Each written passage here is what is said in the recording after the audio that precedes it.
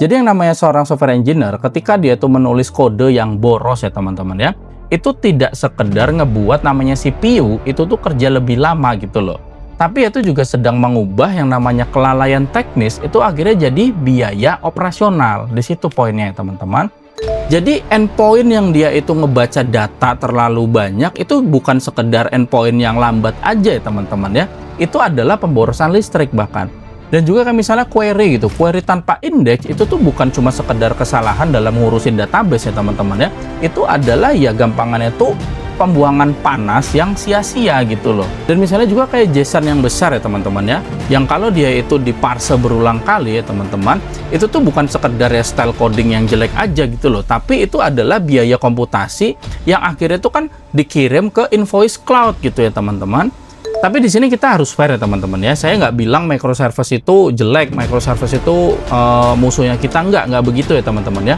Dalam sistem yang besar ya tentunya microservice itu memang dibutuhkan gitu loh. Jadi kayak misalkan kita kan perlu banget memindahkan domain, membagi ownership gitu ya. Terus juga kayak misalnya itu mengisolasi suatu error gitu kan. Dan tentunya ngebuat scalingnya itu jadi lebih fleksibel gitu. Jadi microservices tuh mau nggak mau memang dibutuhkan ya teman-teman ya. Nah, cuma masalahnya di mana? Masalahnya itu muncul ya ketika namanya seorang software engineer itu tuh memecah sistem secara fisik iya gitu ya, tapi masih berpikir secara lokal. Itu yang jadi masalahnya gitu loh. Oke, jumpa lagi dengan saya Backend Magang, saya Ambol and keep the excitement to learn like a newbie in town. Oke, jadi di video kali ini kita masih di salah satu series dari channel saya, itu adalah Realitas Teknologi. Dan di episode kali ini saya pengen ngajakin teman-teman buat ngobrolin ancaman karir terbesar lagi untuk seorang software engineer. Jadi gini teman-teman, sampai sekarang itu masih cukup banyak yang namanya seorang software engineer itu bersembunyi di balik hardware gitu ya. Misalnya kayak aplikasi lagi lambat gitu kan, udah tambah CPU aja gitu ya. Ataupun kayak misalnya kalau lagi query-nya berat gitu, udah tambah RAM gitu. Ataupun ya misalnya kalau dari sisi backend itu lagi boros gitu kan, ya udah naikin aja spesifikasi dari cloud-nya gitu ya. Nah, selama bertahun-tahun ya banyak yang akhirnya itu dimanjakan oleh sebuah ilusi bahwa yang namanya hardware itu tuh akan terus menyelamatkan ya kode-kode yang jelek gitu loh, lazy code lah gampangannya seperti itu. Tapi ya tentunya kalau teman-teman lihat keadaan ya dunia sekarang, ekonomi sekarang gitu ya, era itu tuh sedang berakhir gitu ya teman-teman ya. Jadi scaling itu kan akhirnya tidak lagi murah gitu loh, jadinya tuh ya performa itu gampangannya ya tidak lagi bisa naik secara gratis ya teman-teman ya. Jadi bahkan gini teman-teman, energi itu kan juga udah tidak lagi murah gitu kan secara konsekuensi. Terus juga ya akhirnya namanya kayak misalnya panas gitu ya teman-teman, itu tuh kan akhirnya tidak bisa dinegosiasikan sama ya framework apapun yang jadi favoritnya kita gitu loh. Jadi realitasnya gini teman-teman, ya software engineer tuh sekarang tidak cukup hanya bisa membuat suatu fitur itu berjalan gitu loh, tapi juga harus ngerti ya berapa biaya fisik ya supaya fitur itu tetap bisa jalan gitu ya teman-teman ya. Karena ya di era efisiensi ini gitu ya, kode yang jelek itu tuh bukan lagi sekedar masalah teknis teman-teman ya, tapi kode yang jelek itu ya sekarang itu udah jadi biaya dan masalah energi gitu loh. Dan ya akhirnya tuh kode yang jelek itu tentunya bisa jadi masalah karir kita juga sebagai software engineer. Jadi itu yang bakal kita bahas, dan gimana pembahasannya, simak video ini sampai habis. Dan biar gak banyak cincong, kita langsung aja let's get it on. Please like, share, comment, and subscribe.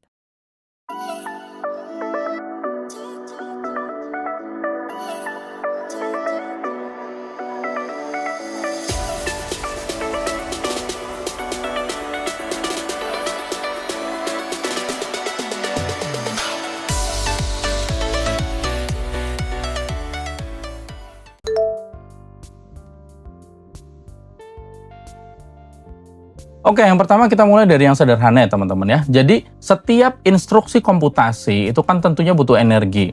Nah akhirnya apa ya, energi itu berubah jadi panas. Nah panas itu harus dibuang. Nah ketika kita membicarakan panas harus dibuang, berarti kan butuh proses pendinginan ya teman-teman ya. Nah proses pendinginan ya tentunya butuh listrik juga. Dan akhirnya ya tentunya si listrik butuh uang ya teman-teman ya, butuh biaya.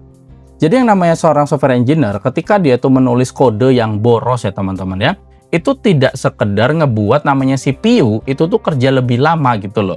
Tapi itu juga sedang mengubah yang namanya kelalaian teknis itu akhirnya jadi biaya operasional. Di situ poinnya ya teman-teman. Jadi misalkan sekedar di laptop pribadi gitu ya, yaitu mungkin hanya menghasilkan kipas kita nih berisik gitu ya teman-teman ya. Tapi teman-teman, ketika kita bicara itu di data center, ya berarti kan efeknya itu adalah tagihan listrik, terus juga ya sistem pendingin, terus juga ya kapasitas power gitu kan, sampai akhirnya ke margin bisnis ya teman-teman. Dan bukti singkatnya juga udah cukup jelas ya teman-teman ya. Jadi teman-teman nanti boleh banget cari di International Energy Agency, IEA. Itu tuh dia udah memperkirakan konsumsi listrik data center pada tahun 2024 itu tuh udah mencapai sekitar 415 terawatt hour ya teman-teman ya, atau sekitar ya 1,5% dari konsumsi listrik global ya teman-teman. Dan konsumsi itu tuh tumbuh sekitar 12% per tahun gitu loh dalam ya beberapa tahun terakhir ya teman-teman. Nah artinya apa? Ya artinya itu adalah software sekarang itu tuh hidup di atas infrastruktur energi raksasa gitu loh. Jadi endpoint yang dia itu ngebaca data terlalu banyak itu bukan sekedar endpoint yang lambat aja ya teman-teman ya. Itu adalah pemborosan listrik bahkan. Dan juga kayak misalnya query gitu. Query tanpa indeks itu tuh bukan cuma sekedar kesalahan dalam ngurusin database ya teman-teman ya. Itu adalah ya gampangannya tuh pembuangan panas yang sia-sia gitu loh. Dan misalnya juga kayak JSON yang besar ya teman-teman ya, yang kalau dia itu diparse berulang kali ya teman-teman, itu tuh bukan sekedar ya style coding yang jelek aja gitu loh, tapi itu adalah biaya komputasi yang akhirnya itu kan dikirim ke invoice cloud gitu ya teman-teman. Nah di sini kita juga perlu paham satu konsep yang namanya thermal throttling. Maksudnya apa? Jadi thermal throttling itu adalah ya kondisi ketika CPU ataupun GPU ya teman-teman ya, itu tuh akhirnya sengaja menurunkan performanya gitu loh, karena ya suhu yang terlalu tinggi gitu loh. Jadi bahkan yang namanya hardware mahal pun itu bisa melambat gitu loh ketika ya batas panasnya itu sudah tercapai teman-teman ya. Dan tentunya ini sangat penting gitu loh, karena mungkin dulu kita berpikir gitu ya kalau lambat ya udahlah beli mesin yang lebih besar aja gitu. Tapi sekarang kan realitasnya tuh ya jadi lebih brutal ya teman-teman ya. Jadi ya mesinnya itu walaupun lebih besar gitu kan, itu pun tetap akhirnya tuh tunduk ya pada panas gitu kan, pada listrik gitu ya, dan juga pada batas-batas fisik gitu loh. Jadi di era sekarang yang namanya kode yang jelek, lazy code gitu ya teman-teman ya, itu ya akhirnya membuat yang namanya CFO itu akhirnya tuh bertanya gitu loh, ini kenapa biaya cloud naik tapi kok performanya nggak jadi makin bagus gitu ya. Jadi inilah yang jadi ya suatu alasan ya teman-temannya, dimana ya seorang software engineer itu tuh ya kalau dia boros itu tuh ya akan semakin berbahaya gitu loh, bagi apa? Ya bagi si perusahaan gitu loh. Bukan karena nggak bisa bikin fitur, tapi ya karena setiap fitur yang dibuat itu tuh akhirnya terlalu mahal buat dipertahankan. Di situ poinnya.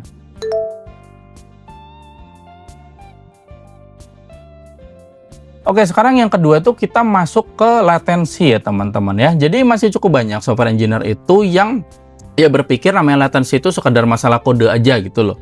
Padahal ya dalam microservices ataupun bahkan ke distributed system ya teman-teman ya, ya latensi itu juga masalah geografi gitu loh. Jadi namanya data itu kan nggak berpindah dengan sulap ya teman-teman ya, nggak tiba-tiba bisa pindah gitu loh. Data itu kan ya berjalan melalui kabel, melalui fiber optik gitu kan, switch, terus router gitu ya teman-teman ya.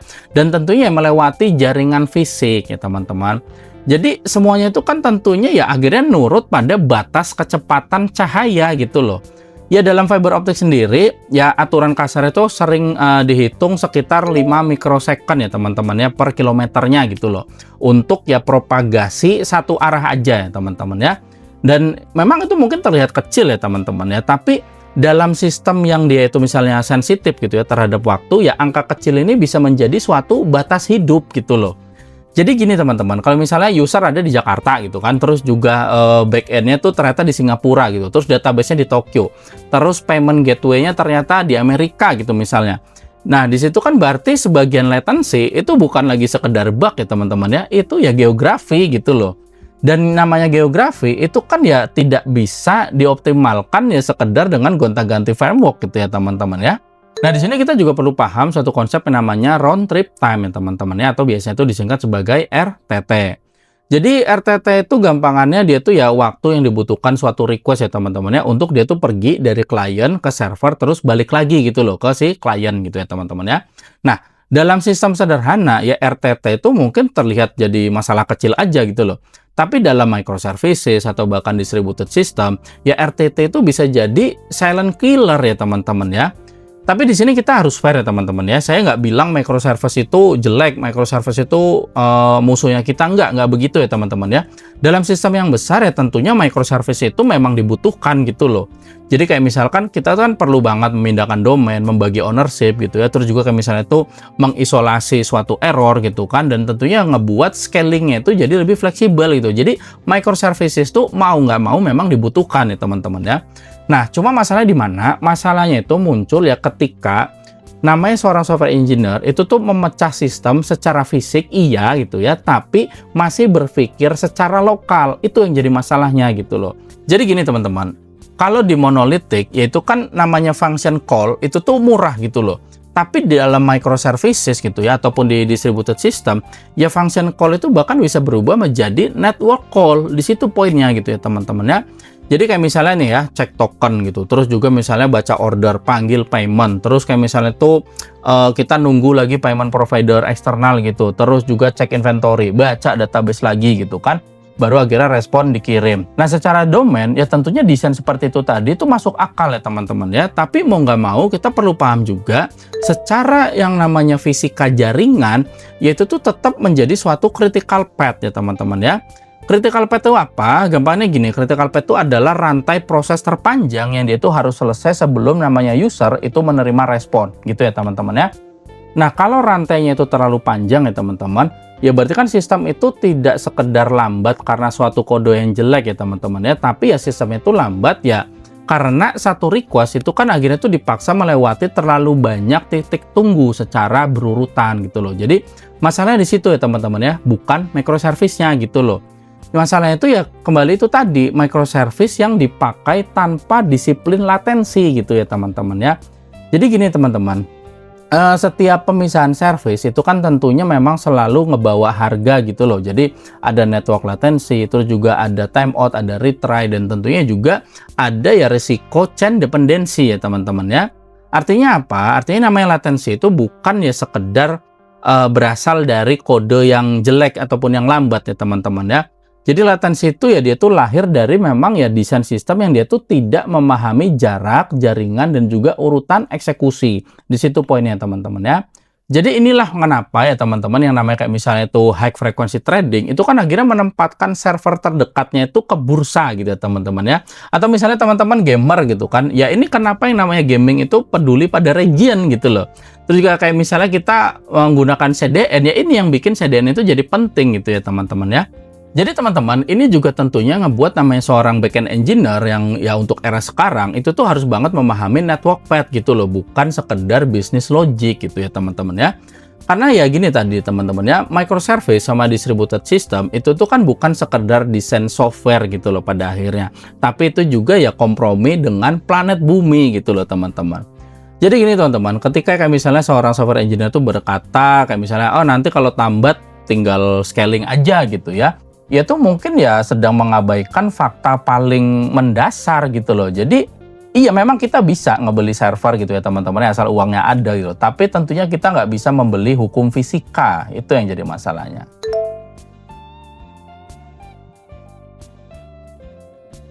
Oke, selanjutnya kita turun ke yang lebih dalam lagi ya teman-teman. Yaitu adalah memori gitu loh. Jadi gini teman-teman. Masih cukup banyak orang tuh yang mengira yang namanya program yang lambat itu tuh ya karena CPU-nya itu tidak cukup cepat gitu loh. Jadi gini teman-teman, dalam kasus modern gitu ya CPU itu kadang tuh bukan sekedar dia tuh lagi kesulitan melakukan kalkulasi ya teman-teman ya, tapi ya CPU-nya itu lagi nunggu data, itu yang jadi masalahnya. Jadi di sini kita juga perlu paham yang namanya memori hierarki ya teman-teman ya. Maksudnya apa? Jadi memori hierarki itu gampangnya itu adalah susunan ya teman-teman ya, susunan lapisan memori dari yang paling cepat sampai ke yang paling lambat. Nah, misalnya itu kayak register gitu ya, terus juga cache CPU, terus RAM, SSD, storage jaringan gitu ya, sampai ya ke external service ya teman-teman. Jadi semakin data itu jauh berada dari CPU ya teman-teman, ya berarti kan semakin mahal biaya waktunya gitu loh. Nah, di sini kita juga perlu paham satu konsep yang namanya cache miss ya teman-teman. Maksudnya apa? Jadi cache miss dia itu terjadi ketika CPU itu membutuhkan data, ya tapi data itu tidak tersedia di cache cepatnya CPU gitu loh. Artinya apa? Ya artinya itu mengakibatkan ya CPU itu mau nggak mau dia tuh harus mengambil dari memori yang lebih lambat gitu ya teman-teman ya. Contoh sederhananya misalnya gini teman-teman. Kalau misalnya data itu udah ada di cache, ya berarti kan CPU-nya itu bisa langsung ngeproses gitu loh. Kalau datanya udah di cache-nya CPU ya teman-teman ya. Tapi kalau data itu nggak ada di cache-nya si CPU, ya berarti kan CPU itu harus nunggu ya data itu diambil dari RAM misalnya terlebih dahulu ya teman-teman ya. Jadi di waktu tunggu itulah ya namanya performa itu jadi hilang ya teman-teman. Jadi CPU-nya sih cepat gitu kan. Tapi masalahnya adalah ya data yang mau diproses itu ya belum sampai aja gitu ya teman-teman ya. Nah ketika itu terjadi ya berarti kan ya CPU-nya itu bisa jadi nganggur gitu ya teman-teman ya. Jadi bukan karena dia tuh nggak mampu kerja, tapi ya karena memang data yang dibutuhkan itu ya belum datang. Jadi ya ini tuh penting ya teman-teman buat seorang backend engineer, karena ya performa itu kan bukan sekedar soal milih algoritma Big O gitu ya yang dia tuh bener di papan tulis gitu loh. Tapi ya performa itu ya juga soal bagaimana ya data itu bergerak di memori. Jadi misalnya teman-teman ya, kayak misalnya array gitu. Array yang dia tuh dibaca berurutan itu tuh bisa lebih ramah buat cache. Atau kayak misalnya tuh objek gitu. Objek yang dia tuh tersebar di heap itu tuh bisa lebih mahal gitu loh. Terus juga misalnya alokasi-alokasi kecil, tapi dia itu banyak, bahkan jutaan gitu ya teman-teman ya. Itu ya bisa matiin throughput gitu ya. Terus juga misalnya copy data gitu. Copy data yang nggak perlu ya tentunya itu kan bakal bikin ya suatu pajak yang dia itu ngumpet nggak kelihatan gitu. Tapi nanti tetap kerasa gitu ya. Terus juga misalnya parsing gitu ya. Parsing yang dia tuh berulang-ulang itu ya bisa bikin namanya CPU itu dia tuh sibuk tanpa suatu nilai bisnis yang baru. Ya ini perlu banget teman-teman perhatikan gitu ya teman-teman ya. Jadi inilah alasan kenapa yang namanya bahasa kayak C++, terus juga Rust, bahkan Golang ya teman-teman ya, dalam konteks tertentu itu tuh jadi penting gitu loh. Jadi bukan karena akhirnya tuh semua software engineer tuh harus jadi low level engineer, bukan karena itu aja loh, tapi karena memang akhirnya industri itu sadar gitu loh kalau ya abstraksi yang dia itu terlalu mahal, yaitu ya akhirnya tuh harus dibayar dengan latensi, terus juga energi, sampai akhirnya cloud cost gitu ya teman-teman ya, biaya cloud gitu loh. Jadi ini untuk Golang developer terutama ya teman-teman ya, itu berarti kita tuh ya nggak cukup sekedar bertanya kode ini jalan apa enggak ya gitu ya, tapi kita tuh perlu mempertanyakan berapa nih alokasi yang terjadi, terus juga apakah objek ini lari ke heap apa enggak. Terus juga kayak misalnya itu apakah bisa streaming daripada kita tuh harus load semua data. Ataupun kita juga harus mempertanyakan kayak misalnya ini perlu di copy apa enggak sih gitu loh. Terus juga kayak misalnya apakah ini tuh udah di benchmark, apakah ini udah dilihat di paperproof gitu kan. Bahkan ya apakah bottleneck-nya itu CPU, memori, database, atau network gitu loh. Nah itu benar-benar harus kita pertanyakan dan perhatikan ya teman-teman ya. Jadi ya teman-teman, mungkin engineer junior itu akan pertanyaannya tuh berupa kayak ini kodenya berhasil nggak ya gitu ya. Tapi ya kalau kita menjadi engineer yang matang ya kita tuh harus mempertanyakan ya berapa nih biaya kode ini ketika misalnya traffic itu naik 100 kali lipat. Seperti itu ya teman-teman ya.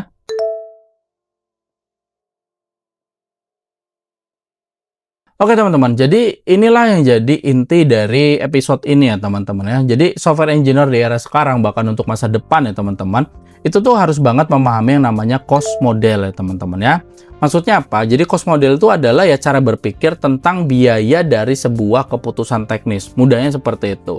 Jadi bukan sekedar biaya uang tapi ya teman-teman ya, tapi ya biaya CPU, biaya memori, jaringan, storage gitu ya, energi, latensi gitu ya, sampai akhirnya ke kompleksitas operasional ya teman-teman. Jadi setiap fitur itu tentu banget punya harga ya teman-teman ya. Jadi misalnya kayak login, search, recommendation, terus juga kayak misalnya upload, terus juga real time notification gitu ya. Itu tuh semua punya harga ya teman-teman. Bahkan analitik itu ya juga punya harga gitu loh, sampai akhirnya kayak misalnya AI feature gitu ya, AI feature itu tentunya punya harga yang jauh lebih mahal lagi ya teman-teman ya. Nah ketika yang namanya perusahaan itu akhirnya tuh mulai menekan biaya ya teman-teman ya, ya engineer yang dia itu tidak memahami cost model ya itu bakal terlihat berbahaya gitu loh bagi kelangsungan bisnis ya teman-teman ya. Nah, kenapa seperti itu? Karena gini teman-teman, software engineer yang dia tidak memahami cost model, ya tentunya tetap aja bisa bikin fitur gitu loh. Tapi akhirnya mungkin nggak bisa ngejelasin kenapa nih fiturnya jadi mahal. Ataupun kayak misalnya itu ngedeploy service ya bisa aja tetap gitu kan. Tapi akhirnya nggak bisa ngebaca kenapa nih CPU-nya itu naik gitu loh. Ataupun kayak misalnya ngebuat API gitu, ya software engineer yang dia nggak paham cost model suruh bikin API ya bisa-bisa aja gitu kan. Tapi mungkin akhirnya nggak bisa ngejelasin kenapa nih P95 latensinya itu jelek banget gitu ya teman-teman ya. Jadi ya di era sekarang, bahkan mungkin di era masa depan nanti ya teman-teman ya, namanya seorang backend engineer itu tuh harus banget memahami observability ya teman-teman ya. Jadi harus paham profiling, harus paham database execution plan, terus juga latency budget ya teman-teman ya, terus juga kayak misalnya itu throughput bahkan gitu kan, sampai ya trade off antara ya akurasi, kecepatan sama biaya gitu ya teman-teman ya. Karena sekali lagi ya teman-teman ya, di era ekonomi yang makin seperti ini ya, perusahaan itu kan tidak hanya membutuhkan seorang software engineer yang bisa nulis kode aja ya teman-teman ya. Tapi ya perusahaan itu akhirnya membutuhkan software engineer yang dia tuh bisa ngejaga sistem itu tetap hidup, tapi ya tanpa ngebakar duit terlalu banyak ya teman-teman ya. Oke teman-teman, jadi dari semua yang udah saya sampaikan tadi ya teman-teman ya, memang ya inilah realitas teknologi yang mungkin jarang disadari atau bahkan seringnya itu disadari tapi dihindari gitu ya teman-teman ya. Saya pun pernah di posisi itu gitu loh, sangat-sangat menghindari realitas ini itu sampai akhirnya ya mau nggak mau saya harus benar-benar aware gitu ya teman-teman ya. Karena sekali lagi namanya software itu kan dia tuh sebenarnya tidak hidup di dunia abstrak gitu loh. Dia tuh ya sebenarnya hidup di atas transistor, listrik, panas, memori gitu ya, kabel, jaringan gitu kan. Bahkan ya pendingin sampai akhirnya tuh ke tagihan-tagihan cloud ya teman-teman ya. Jadi ya teman-teman, selama namanya hardware itu masih murah ya tentunya lazy code, kode yang jelek gitu kan, itu tuh masih bisa diumpetin ya teman-teman ya. Tapi ketika energi makin mahal, data center makin padat, latensi makin kritis gitu ya, ataupun sampai ya biaya cloud itu akhirnya makin diawasi gitu ya. Ya kalau udah seperti itu kan berarti namanya kode yang jelek, lazy code itu bukan lagi dosa kecil ya teman-teman ya, itu udah menjadi resiko bisnis. Jadi akhirnya ya software engineer yang dia itu boros gitu ya kodenya ya teman-teman ya, yaitu ya tentunya mau nggak mau pasti jadi sasaran pertama buat disingkirkan. Jadi ya sekali lagi seperti yang udah sering saya katakan, selamat datang di realitas teknologi. Oke, jadi itu aja yang saya sampaikan di video kali ini. Saya harap ini bisa bermanfaat buat teman-teman semua. Thank you for watching dan salam backend magang.